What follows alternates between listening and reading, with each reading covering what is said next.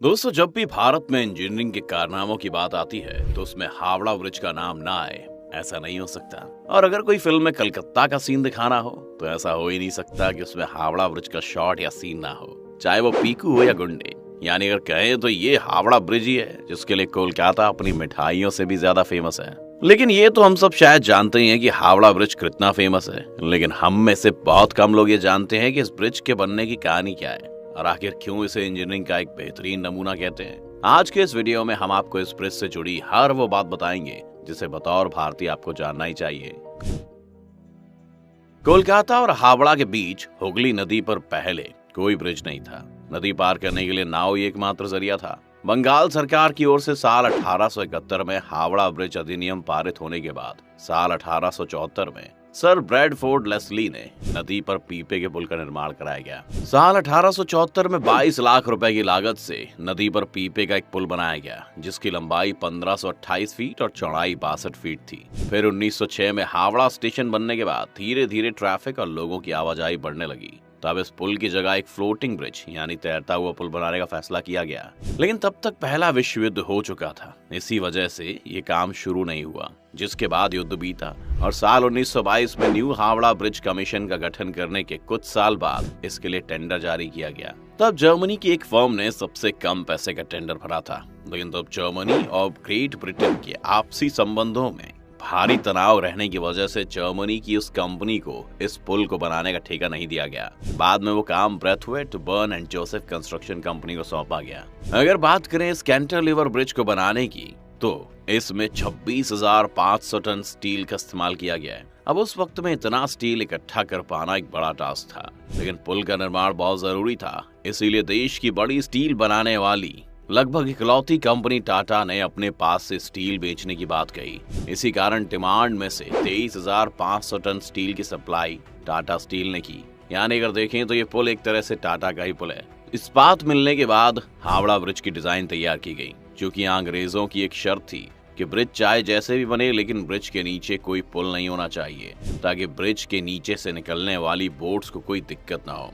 इसीलिए हावड़ा ब्रिज की जब डिजाइन तैयार की गई तो उसमें सिर्फ 4 खंभे बनाने की बात हुई जो दोनों सिरों पर लगने वाले थे, जिसका मतलब ये है कि पुल के बीच में कोई भी खंभा नहीं है, ना ही पुल को तारों से लटकाया गया है। पूरा ब्रिज महज नदी के 2 किनारों पर बने 280 फीट ऊंचे 2 पायों पर टिका है। इसके दोनों पायों के बीच की दूरी 1,500 फीट है। नदी में कहीं कोई पाया नहीं है, जो कि अपने आप में एक अजूबा है कि कैसे बिना खंबे के पुल करीब 1 सदी से खड़ा है। इसके साथ ही साथ हैरान कर देने वाली बात यह है कि पुल के निर्माण में स्टील की प्लेटों को जोड़ने के लिए नट बोल्ट के बजाय धातु से बने कीलों यानी रिवेट्स का इस्तेमाल किया गया है। खैर जो भी हो, लेकिन पुल तैयार हो गया। तैयार होने के बाद ये दुनिया में अपनी तरह का तीसरा सबसे लंबा ब्रिज बना। हावड़ा ब्रिज दुनिया का एकमात्र ऐसा ब्रिज है जिसका आज तक उद्घाटन नहीं हो पाया है। दरअसल जब ये ब्रिज बनकर तैयार हुआ था उस समय द्वितीय विश्व युद्ध पूरे शबाब पर था, इसलिए तय किया गया कि इसके उद्घाटन के मौके पर कोई धूमधाम नहीं होगी। द्वितीय विश्व युद्ध के दौरान जापानी सेना ने इस ब्रिज को नष्ट करने के लिए भारी बमबारी की थी, लेकिन संयोग से ब्रिज को कोई नुकसान नहीं पहुंचा। कोलकाता और हावड़ा को जोड़ने वाला ये ब्रिज जब बनकर तैयार हुआ तो इसका नाम न्यू हावड़ा ब्रिज रखा गया। 14 जून 1965 को गुरु रविंद्रनाथ टैगोर के नाम पर इसका नाम रविंद्र सेतु कर दिया गया, लेकिन आज भी लोग इसे हावड़ा ब्रिज के नाम से ही जानते हैं। सबसे ज्यादा रोचक बात यह है कि आज इससे रोजाना लगभग 1.25 लाख गाड़ियां और 5 लाख से ज्यादा पैदल यात्री गुजरते हैं। लेकिन अगर शुरुआती समय की बात करें तो ये ब्रिज बनने के बाद इस पर पहली बार इस पर एक ट्राम गुजरी थी, लेकिन बाद में ट्रैफिक बढ़ने की वजह से इस ब्रिज से ट्राम को गुजरने पर बैन लगा दिया गया। एक और बात इस ब्रिज के बारे में बहुत रोचकता के साथ सुनाई जाती है कि ब्रिज दोपहर 12 बजे और रात के 12 बजे बंद कर दिया जाता है।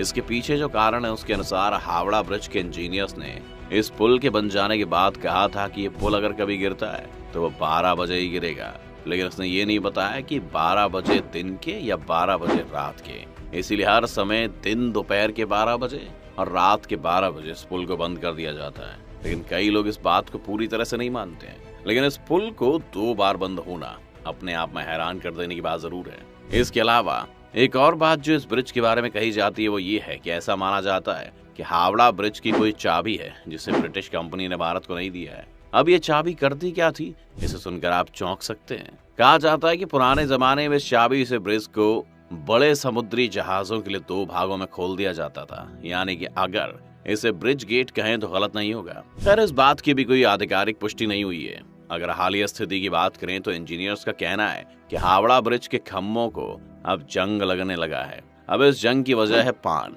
इस पुल से रोजाना लाखों लोग पान चबाते हुए गुजरते हैं और थूकते हुए निकलते जाते हैं।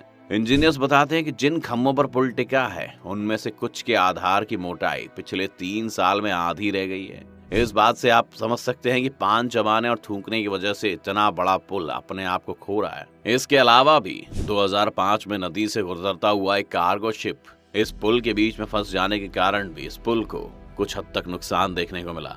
पक्षियों द्वारा हावड़ा ब्रिज पर की जाने वाली गंदगी से कोलकाता पोर्ट ट्रस्ट काफी परेशान है, क्योंकि इससे ब्रिज को केमिकल लॉस हो रहा है। इसीलिए ट्रस्ट हर साल ब्रिज से पक्षियों की गंदगी हटाने के लिए 5 लाख का कॉन्ट्रैक्ट देता है। लोगों के इस पूरे ब्रिज को पेंट करने के लिए 26,500 लीटर पेंट की खपत होती है, जिसमें लगभग 65 लाख रुपए खर्च होते हैं। 2006 की शुरुआत में इसकी मरम्मत कराई गई थी, जिसमें 8 टन स्टील की खपत हुई थी। इस पूरी प्रक्रिया में 50 लाख रुपए खर्च हुए थे। इसके अलावा भी ये ब्रिज भारत के इतिहास और खास तौर से कलकत्ता के इतिहास का एक बड़ा हिस्सा रहा है। इसीलिए ये हमारी जिम्मेदारी भी बनती है कि हम ऐसी धरोहरों को बचा के रखें।